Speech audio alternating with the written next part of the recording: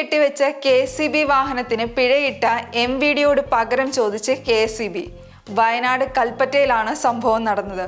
കഴിഞ്ഞ ആഴ്ച വാഹനത്തിൽ തോട്ടി കെട്ടിവെച്ച് പോയതിന് കെ.എസ്.ഇ.ബിക്ക് AI ക്യാമറയുടെ നോട്ടീസ് ലഭിച്ചിരുന്നു.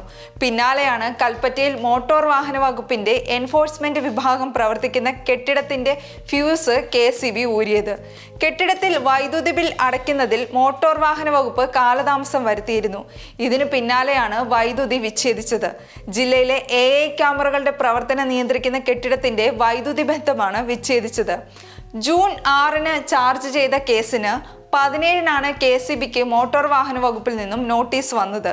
കെ.എസ്.ഇ.ബിക്ക് ലൈൻ വർക്കിനായി തോട്ടിയുമായി പോയ വാഹനത്തിന് AI ക്യാമറ വക 20,500 രൂപ പിഴ ഈടാക്കാൻ നോട്ടീസ് കിട്ടിയത്. അമ്പലവയൽ ഇലക്ട്രിക്കൽ സെക്ഷൻ ഓഫീസിലെ ജീവനക്കാർക്കായി വാടകയ്ക്കെടുത്ത ജീപ്പിനാണ് ഫൈൻ കിട്ടിയത്. KL 18Q 2693 നമ്പർ ജീപ്പിനാണ് AI ക്യാമറയുടെ ഷോക്ക് വന്നത്.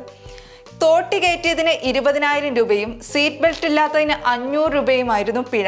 വണ്ടിയുടെ ചിത്രങ്ങളും പിഴയ്ക്ക് കാരണമായ കുറ്റങ്ങളും സഹിതം എം.വി.ഡിയുടെ കത്ത് വന്നതോടെ വാഹന ഉടമ ഞെട്ടി.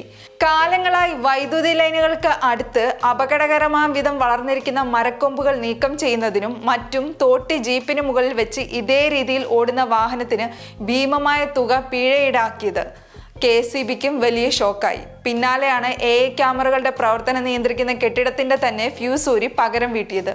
സാധാരണ ബില്ലടയ്ക്കാൻ വൈകിയാലും സർക്കാർ ഓഫീസുകളുടെ വൈദ്യുതി വിച്ഛേദിക്കുന്ന പതിവില്ലെന്നാണ് എം.വി.ഡി. പറയുന്നത്.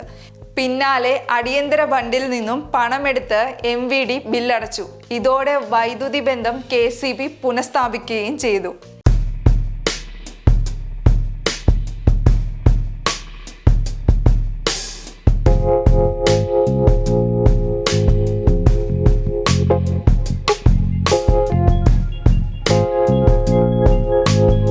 Thank you.